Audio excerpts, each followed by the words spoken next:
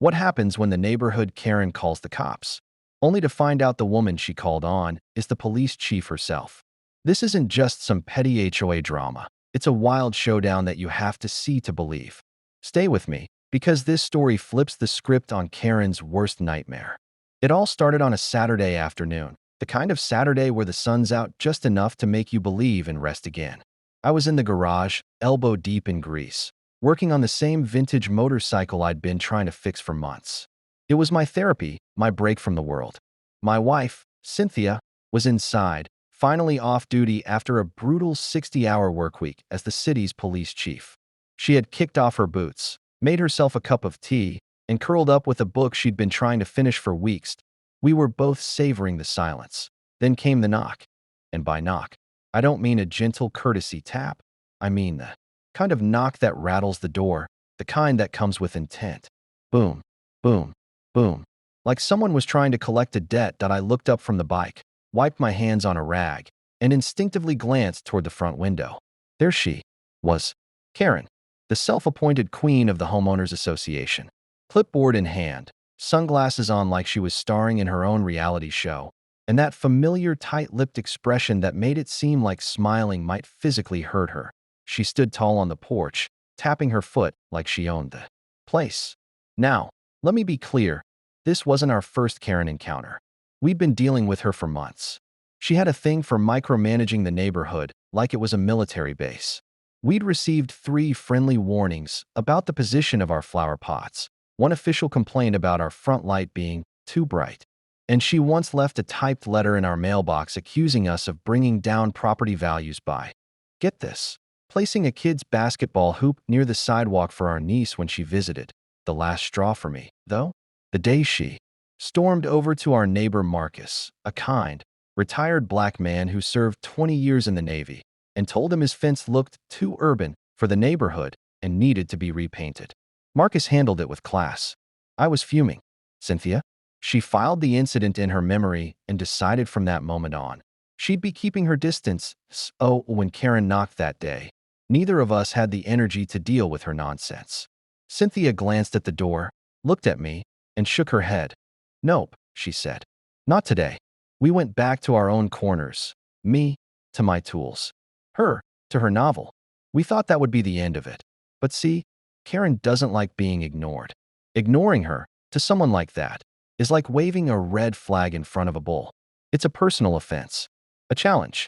An invitation for escalation. Within 10 minutes, the sirens rolled in. And I don't mean one cruiser, I mean 2. Lights flashing. Sirens howling down our peaceful street like someone had reported a hostage situation. That I walked out to the driveway in disbelief. Cynthia stood beside me, arms folded, her face calm. 2 COM.2 officers stepped out, one hand already hovering near his weapon. They scanned the house, then turned to us. Karen stood there, triumphant, like she had just completed a successful neighborhood raid. She wouldn't answer the door, she told them. I don't know who she is. She looked suspicious. I couldn't believe it. Suspicious? In her own house, Cynthia stepped forward and said, with absolute composure, I live here. But the officer, clearly unsure, asked, Ma'am, can I see some ID?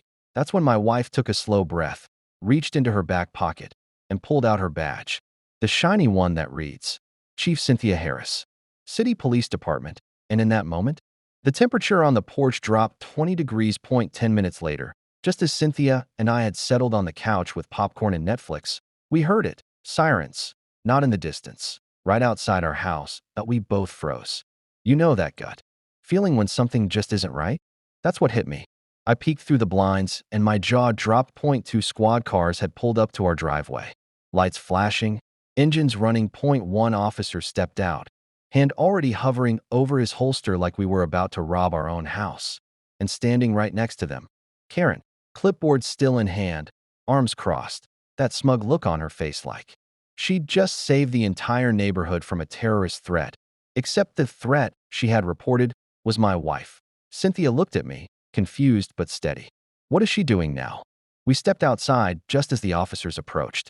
One of them, Officer Reynolds, who I'd seen around town before, looked alert but not aggressive. That he kept it professional, but there was hesitation in his voice. Sir, he said, We received a call about a suspicious individual at this residence. Is your wife home? I didn't even get a chance to answer. Cynthia stepped forward in no fear. No attitude. Just command presence. The kind that doesn't come from yelling but from knowing exactly who you are. She pulled out her wallet, flipped it open, and revealed her badge. I'm Chief Cynthia Harris. Badge 1047. She stared directly at Officer Reynolds. And you're going to want to explain why this call was even dispatched. There was a pause. A heavy one that you could practically see the gears turning in the officers' heads. Karen's eyes darted between Cynthia and the badge like she was trying to solve a puzzle she wasn't smart enough to start. Wait, you're the police chief? Officer Reynolds asked, clearly stunned. Yes, Cynthia replied. The one who approved your academy graduation paperwork. Want me to refresh your memory? His mouth opened, then closed, then opened again. No, ma'am. That won't be necessary. I'm not sure why this even got prioritized. The report said a suspicious female was refusing to respond to door knocks. Cynthia raised an eyebrow. So we're dispatching units for not answering the door now? Is that department policy? Reynolds looked genuinely embarrassed. No, ma'am. I'll be filing a report with the dispatcher. And then Karen. Oh. Karen tried to salvage the moment. I didn't know who she was, she stammered. I was just doing my duty as HOA president. There have been break-ins lately. Cynthia turned slowly to face her. In my house. Karen was speechless. Cynthia took one small step closer. You called 911 because a black woman in leggings and a hoodie didn't answer your knock. That's not security. That's harassment. And it could have ended badly. For me or your officers. Karen looked like she wanted to disappear. The officers turned back to their cars, quietly wrapping up a situation that never should have happened. But for Karen, the damage was already done. I wish I had a camera. Because the second the word chief left my wife's mouth, it was like someone had slammed the emergency brakes on the entire situation. Karen froze. Her confident smirk? Gone. That, I run this neighborhood energy? Evaporated. I kid you not. You could literally see her soul leave her body.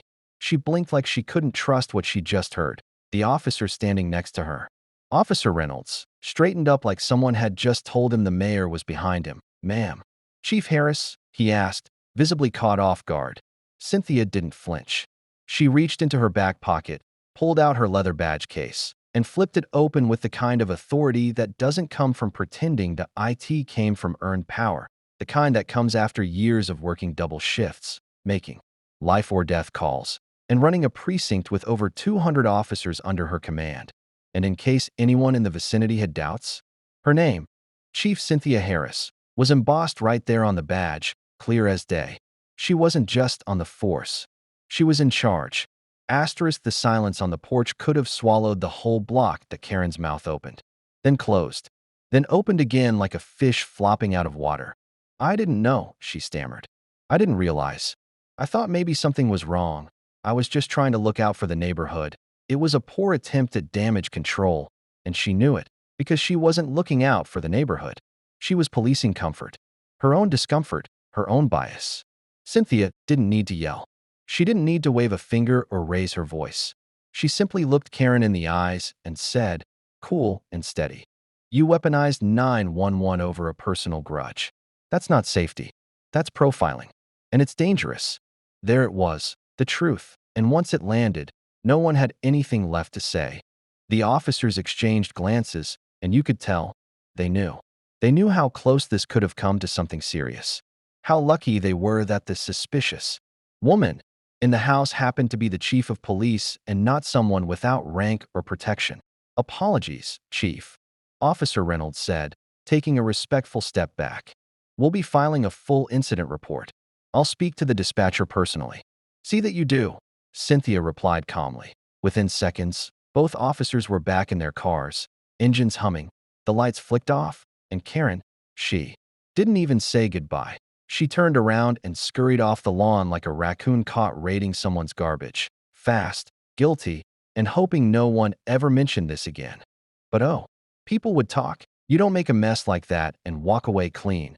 Not in this neighborhood. The next HOA board meeting was different. Word had spread fast about what happened. Whispers passed from porch to porch. The neighborhood group chat had gone silent after someone posted, Did y'all hear about what Karen did to the police chief? That night, the small clubhouse room was more packed than usual. People who hadn't shown up in months were suddenly sitting upright in folding chairs, curious to see what would unfold. And then, she walked in. Cynthia, not in gym clothes. Not in her off-duty hoodie. She came in official, tailored navy blazer, pressed slacks, duty badge clipped at her belt. In one hand, she held a neat folder, a stack of printed pages with state statutes and city ordinances about false emergency reports and racial profiling. You could hear the shift in the room when she entered. She wasn't just there as someone's wife. She was there as the chief of police and a neighbor. Karen was already seated up front, pretending to look busy with her phone, though her hands were visibly shaking. She hadn't made eye contact with anyone since the sirens rolled up to our driveway. The board president tapped the mic. Any new business? Cynthia raised her hand. She didn't wait for an invitation. She stood, walked to the front of the room, turned to face the crowd. The room fell completely silent. My name is Chief Cynthia Harris. I live on Sycamore Lane. I've paid HOA dues every month, same as all of you. She paused, then held up one of the papers. Last week, a false police report was made involving me because I didn't answer the door. People shifted uncomfortably. A few already knew the story. Others were hearing it for the first time. Let me be very clear. Calling 911 on a neighbor because they didn't respond to a knock is not community safety. It's harassment. It's a waste of city resources. And under state law, it can be considered a criminal offense. She glanced around the room, then looked directly at Karen, who, for the first time ever, looked small. If you call the police on someone for not answering the door again, it won't just be embarrassing. Cynthia took a step forward. It'll be criminal, and I will personally make sure it's prosecuted as such. Silence. No applause. No muttering, just respect. Because when a leader speaks the truth plainly and without ego, people listen. Karen's face turned a deep shade of red. She didn't say a word, didn't offer a rebuttal, just stared at the floor like it might open up and swallow her whole. A week later, she resigned from the HOA board, quietly, without a statement, without a goodbye. And the best part, nobody asked her to stay. We didn't move into this neighborhood to start drama. We moved here because it looked peaceful. Tree-lined streets, kids on bikes, tidy lawns, and friendly smiles at the mailbox. It felt like the kind of place where you could finally exhale after a long day. But the truth is, peace doesn't mean silence. And it definitely doesn't mean letting people like Karen define the rules for everyone else. See, Karen didn't want peace. She wanted control. She wanted to be the gatekeeper, deciding who was neighborly enough, who fit in, and who needed to be watched. And when we didn't play by her imaginary HOA rulebook, when we didn't answer her knock on a quiet Saturday, she panicked. She called the cops not because she feared for safety, but because she couldn't handle being ignored. She didn't recognize Cynthia in her hoodie and sweatpants, relaxing in her own living room. To Karen, that unfamiliar comfort looked suspicious. But what Karen never expected, what she couldn't imagine, was that the quiet woman she tried to intimidate was the one in charge of the very system she tried to weaponize. Chief Cynthia Harris. Karen thought she was keeping the neighborhood safe. But in reality, she was a threat to safety itself. Because when you use fear and assumptions to police someone's presence, especially in their own home, that's not protection. That's prejudice. And here's the real kicker. Karen didn't just put Cynthia in danger. She put the officers in danger too. She made them walk into a situation based on a lie. She made them doubt the woman who actually commands their chain of command. All because her ego got bruised when someone didn't answer the door. Oh, what's the lesson in all this? Sometimes, the best way to shut down a bully is to let them talk. Let them reveal themselves. Let them make the call. Let them show the world just how unreasonable, entitled, and dangerous they really are. And then, show them exactly who they're messing with. Cynthia didn't yell. She didn't threaten. She didn't raise her voice or call names. She stood tall. She told the truth. And she reminded everyone, including the HOA, that respect isn't earned by shouting the loudest. It's earned by standing firm in who you are. That we still live in the same house, same porch, same driveway, same peace we came for. Only now, the neighborhood understands that peace doesn't come from people like Karen trying to run the show. It comes from people like Cynthia, leading by example, with strength and grace. And hey, If you're ever lucky enough to marry someone like that, make sure you answer the door for her, because you never know when the real power in the neighborhood is the one sitting quietly inside, sipping tea, and running the city. That if you enjoyed this story, don't forget to like, subscribe, and hit that notification bell so you never miss another wild neighborhood tale. Thanks for watching. I'll see you in the next one.